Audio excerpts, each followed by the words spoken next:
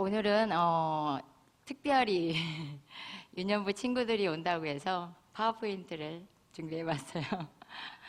그래서 같이 한번 읽어보겠습니다. 제목은 기도는 힘이 있어요. 그래서 기도는 힘이 있어요라는 제목으로 은혜 나누도록 하겠습니다. 그러면은 과연 기도는 어떻게 할까요? 그래서 누가복음 11장 9절에서 예수님이 기도를 어떻게 해야 되는지를 말씀해 주셨습니다. 한 예를 들어보시면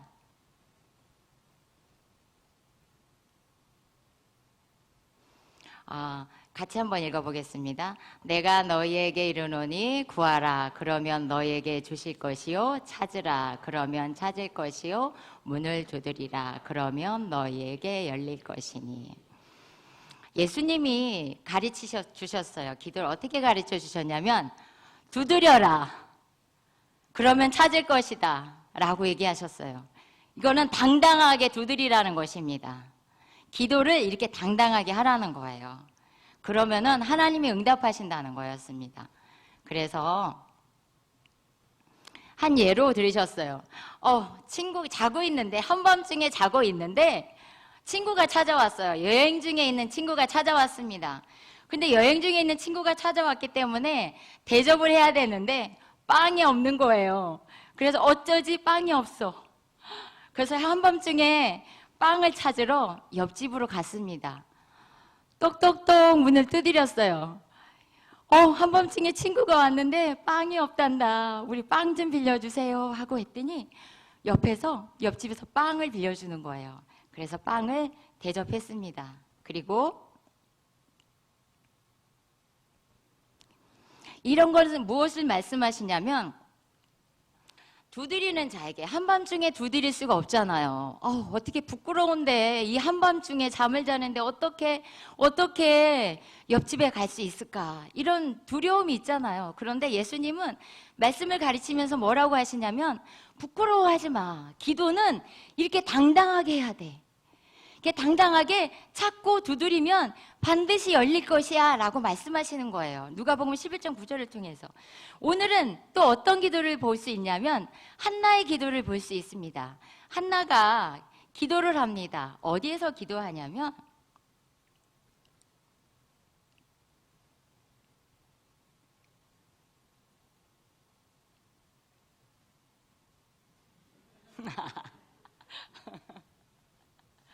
근데 안 먹어요.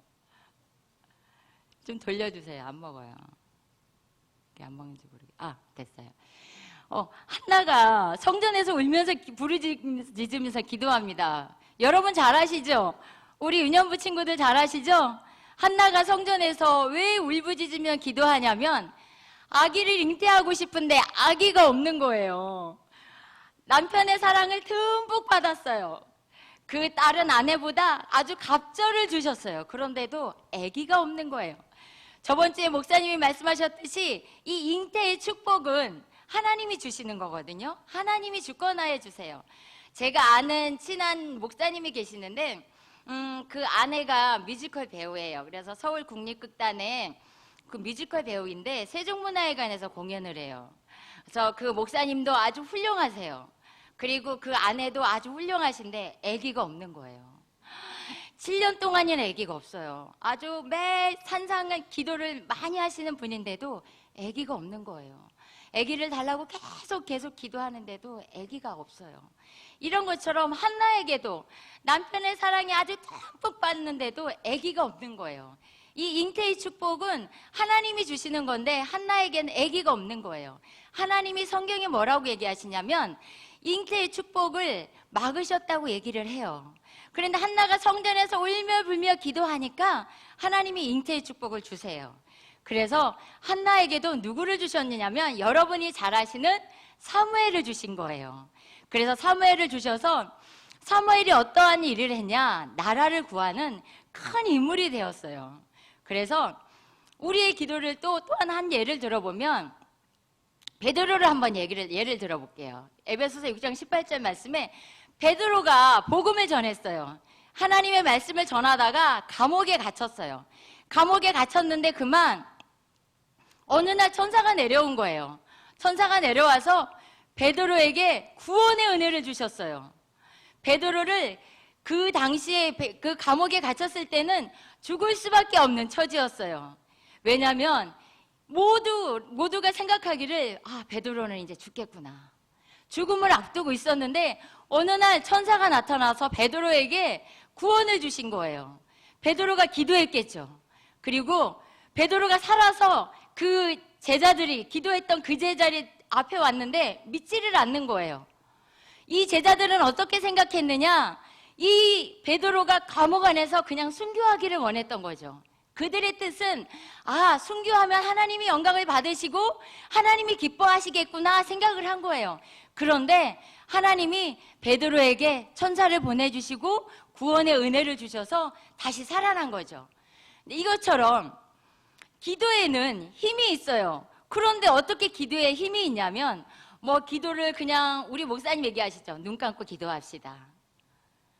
그리고 우리가 기도할 때 그냥 앉아서 기도하잖아요. 걸어 다니는 것도 아니고 뛰어다니는 것도 아니고 그냥 가만히 앉아서 기도하는데 기도에 어떻게 힘이 있느냐? 133대 12 이건 무엇이죠? 명량대첩 아시죠? 이 이순신 장군이 임금님 저에게는 12척의 배가 남아있습니다 라고 고백했던 이 12척의 배, 일본이 우리나라를 삼키기 위해서 쳐들어왔을 때 우리나라에는 단 12척밖에 배가 없었습니다. 그런데 그들은 몇 개를 갖고 왔느냐? 배를 133개나 갖고 왔죠. 명량대첩에. 그런데 결국 대승을 누가 이뤘습니까? 저희 12척이 이겼습니다. 이것처럼 오늘은 이 본문에서 얘기하고자 하는 것은 무엇이냐면 850대 1이에요. 850대 1이면 850명과 한 명이 대결하는 거예요. 어떤 것을 대결을 하냐면 누구죠? 잘하는 왕. 누구예요, 여러분? 아합입니다. 아합은요, 아주 교만했습니다. 하나님이 없다고 생각했어요. 그리고 우상을 숭배했습니다. 그리고 하나님이 있으면 나와봐. 하나님이 없어. 그렇게 교만했던 왕입니다. 그런데 하나님이 엘리야 선지자를 보내주시고 왕에게 얘기했어요. 왕에게 뭐라고 얘기했냐면 왕, 너는 그렇게 살면 안 돼. 너는 나를 섬겨야 되는데 어떻게 우상을 그렇게 섬길 수 있어? 어떻게 나에게 경배하고 나를 신뢰하고 나만을 섬겨야 되는데 어떻게 너는 왕이면서도 어떻게 바알을 섬길 수 있어? 너는 그렇게 살면 안 돼. 라고 엘리야 선지자를 통해서 얘기했는데도 듣지를 않는 거예요. 그래서 엘리야 선지자에게 하나님이 무엇을 주셨냐면 비를 내리지 않는 기근을 주셨어요. 그럼에도 불구하고 이 왕이 하나님 앞에 돌아오지 않습니다. 하나님이 없다고 생각해요. 그래서 갈멜산에서 이 전투가 벌어집니다. 어떠한 전투? 누가 참신인지, 바알신이 참신인지 아니면 하나님이 참신인지를 대결하게 됩니다. 그런데 아까 보셨듯이 몇 명이 850명 그리고 한 명 대 850명이 대결을 하게 됩니다. 어떻게 제단에 올려놓고 제물을 올려놓고 그리고 누가 여기에서 불이 먼저 일어나는지 대결하고 있습니다. 그래서 이 850명의 선지자들, 바알 선지자들 여럿이 얼마나 유명한 사람들이 모였겠어요. 길고 나는 사람들은 아마 다 모였을 거예요. 그랬는데 여기서 아침부터 모여서 부르짖습니다. 어떻게 부르짖냐면 불을 달라고. 신이여 우리에게 불을 주소서. 신이여 우리에게 불을 주소서 하면서 춤추고 아침부터 저녁까지 계속 부르짖습니다. 그런데 응답이 없습니다. 그런데 이 엘리야가 그렇게 얘기하는 거야. 그래, 진짜 하나님이라면 좀 더 큰 소리로 불러봐. 하나님이, 아니 너희들의 그 신이 진짜 하나님이라면 더 크게 한번 불러봐. 생각하나 보다. 바알신이, 너의 신이 생각하는 중인가 보다. 어디를 가고 있나? 아니면 여행을 떠났나? 아니라면 안 될 것 같은데? 너희들은 어떻게 이렇게 너의 신이 참신이라면 어떻게 이렇게 잠잠할 수가 있어? 이렇게 엘리야가 비꼬고 있는데도 계속 이들은 아침부터 저녁까지 해질 때까지 계속 춤추고 신을 부르고 불을 달라고 계속 외쳐요. 우리에게 불을 주소서, 우리에게 불을 주소서 하고 아침부터 저녁까지 계속 부르짖어요. 그런데 이들은 이 몸에 칼을 대면서까지 이렇게 하면은 신이 불을 내리겠다 생각하면서 몸에 상처까지 내가면서 아침부터 저녁까지 부르짖습니다. 그런데 결국 이 신은 응답하지 않아요. 이 신은 죽어있는 신이기 때문에 응답하지 않습니다. 하나님은 살아계신 하나님이기 때문에 응답하시는데 이 바알 신은 죽어있는 신이기 때문에 응답하지 않아요. 그래서 결국은 응답이 없습니다. 그래서 이들은 결국 지쳐서 결국은 엘리야에게 넘어갔습니다. 넘어가서 이 부르짖습니다. 이 제단 옆에다가 물을 붓습니다. 그리고 제단 위에다가 물을 부어요. 그리고 우리 선지자는 아무것도 한 게 없어요. 이들은 아침부터 저녁까지 춤추고 노래하고 몸에 칼을 대고 신을 부르고 큰 소리로 외치고 불을 달라고 외쳤지만 아무런 응답이 없었어요. 이 신은 죽었기 때문입니다. 아무 일도 할 수가 없어요. 그런데 이 제단 옆에다가 고랑에다가 물을 붓고 제단 위에다가 물을 얹었음에도 불구하고 하나님 앞에 단지 기도를 올려드린 것밖에 없어요. 하나님, 이곳에 하나님이 참신인지 아니면 저들의 신이 참신인지 하나님 알게 해주세요 하고 단지 기도한 것뿐인데 어떤 일이 일어나냐면 불이 일어납니다. 불이 일어나게 돼서 이 제단에 불이 일어나게 되면서 이 제단을 태우게 됩니다. 여러분, 우리도 이렇게 기도하게 되면 우리는 이렇게 생각합니다.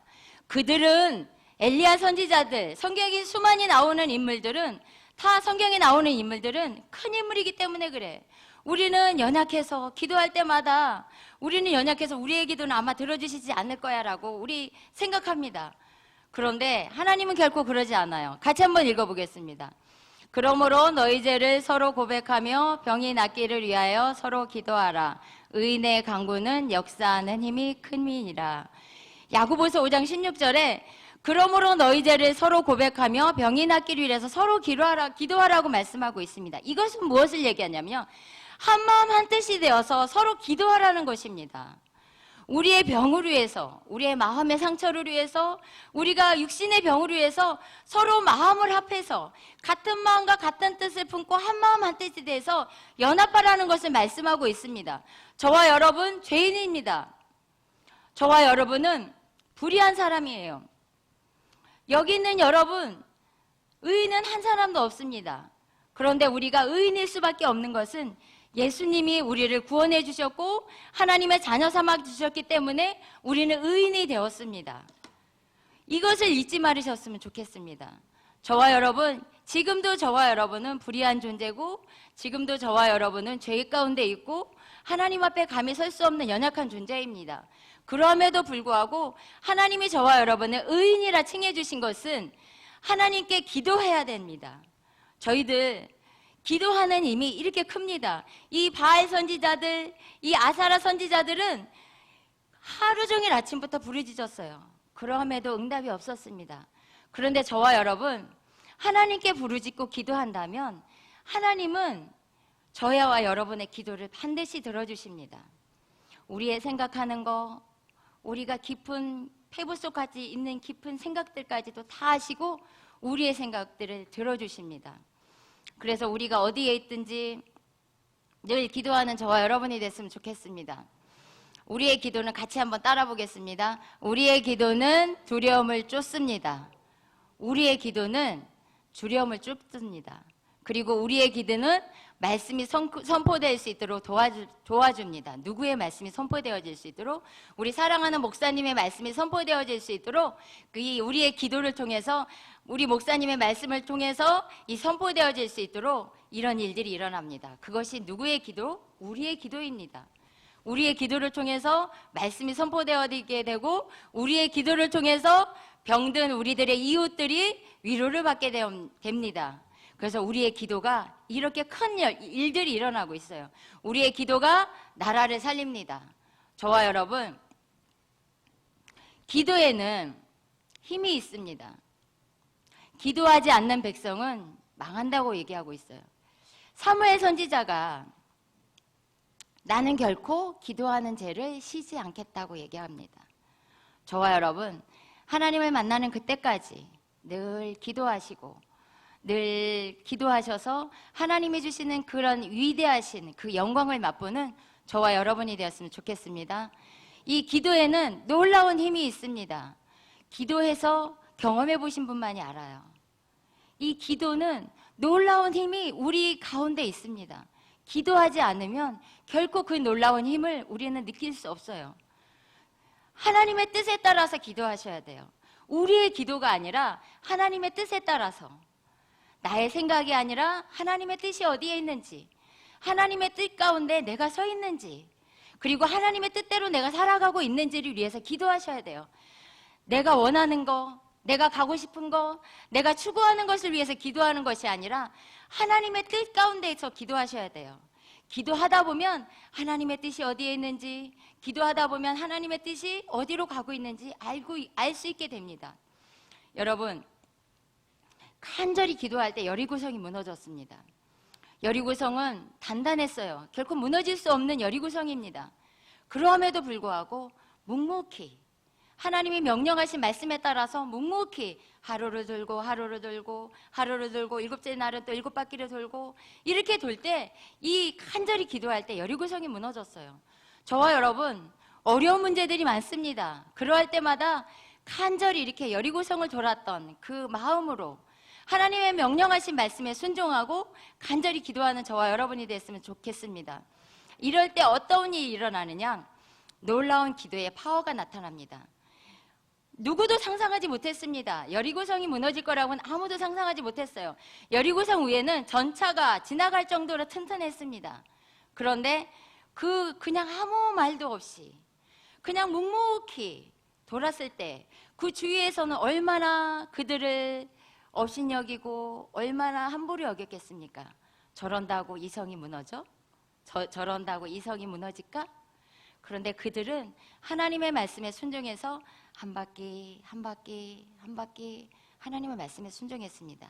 그런데 마지막 날 우르르 무너졌어요.